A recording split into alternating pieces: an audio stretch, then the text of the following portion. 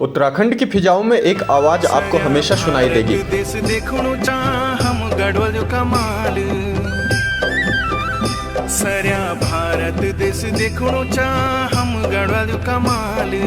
जय गढ़वाल रे फल बोला जय बद्री विशाल, जय बद्री विशाल, जय बद्री विशाल, जय बद्री विशाल, जय बद्री विशाल। देश सेवा के लिए जो प्रेम देवभूमि उत्तराखंड के युवाओं में दिखाई देता है, शायद ही वो आपको कहीं और देखने को मिले।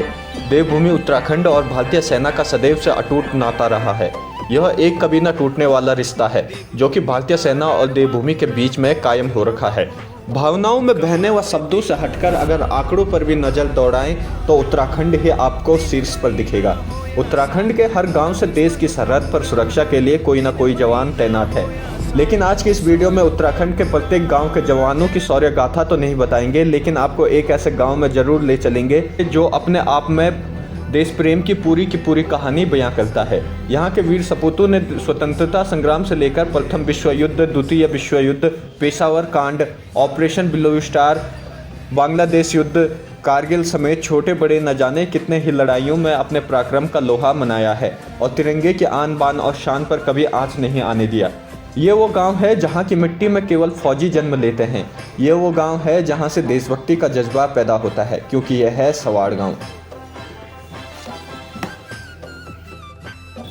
भारत तिब्बत चीन सीमा से लगे चमोली जिले के इस गांव के लोगों के अंदर भारतीय सेना में जाने का जज्बा इस कदर शामिल है कि इस गांव के हर घर से कोई ना कोई देश की रक्षा को सरहद पर मुस्तैद है।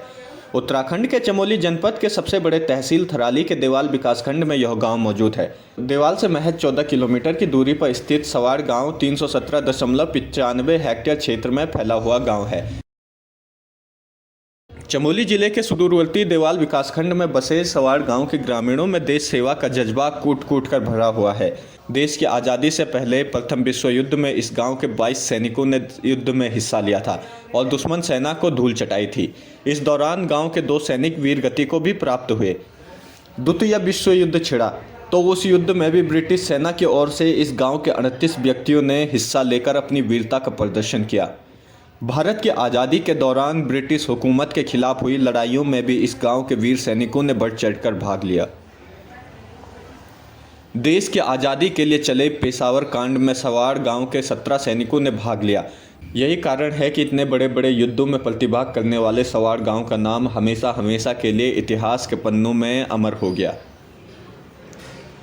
यहाँ प्रथम विश्व युद्ध में भाग लेने वाले वीरों की याद में शिलापट भी लगाया गया है, जो अमर शहीद स्मारक के रूप में जाना जाता है।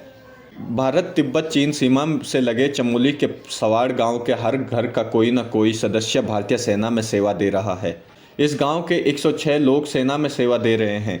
ताज्जुब की बात यह है कि यहाँ कोई भी परिवार ऐसा नहीं है जो कि सेना में सेवा न दे रहा हो। भारतीय सेना इस गाँव का जुनून रही है और देश प्रेम गाँव के लोगों की रगों में दौड़ता है। नई पीढ़ी में देश सेवा का जज्बा देखने को मिलता है। अपने शौर्य पराक्रम के लिए मशहूर यह गांव आज भी कई मूलभूत सुविधाओं से वंचित है। सरकार ने यहां केंद्रीय विद्यालय खोलने की घोषणा तो की, लेकिन आज तक इस पर कुछ कार्रवाई नहीं हुई।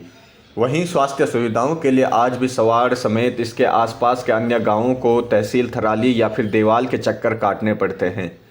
देश की सुरक्षा में इतना अहम योगदान देने वाले इस गांव की इतनी अनदेखी कहीं न कहीं उन शहीदों का, उन वीर सपूतों का अपमान है जिन्होंने देश रक्षा के लिए अपने प्राणों का बलिदान दिया। वहीं वर्तमान भाजपा सरकार द्वारा देहरादून में सैन्य धाम बनाया जा रहा है, लेकिन अगर यह सैन्य धाम देहरादून के बजाय सवाड़ गाँव में बनाया जाता तो शायद सैन्य धाम की महत्वता और ज़्यादा बढ़ जाती, क्योंकि यह वह जगह है जिसे सैनिकों की जन्मभूमि कहा जाता है। आज भी वर्तमान में यहाँ से कम 121 से अधिक जवान देश सेवा में तैनात हैं। वहीं सैन्य धाम के देहरादून के बजाय सवाड़ में बनने से आर्थिक रूप से भी यहाँ के ग्रामीणों को खासा फायदा होता। आसपास के क्षेत्र में पर्यटन की संभावनाएं बढ़ती, बेरोजगार युवाओं को रोजगार उपलब्ध होता। बहरहाल यह गांव आज भी कई मूलभूत सुविधाओं के लिए जूझ रहा है, लेकिन इसके बाद भी यहाँ के लोगों में देशभक्ति का वही जज्बा है जो आज से 80 या फिर 100 साल पहले था।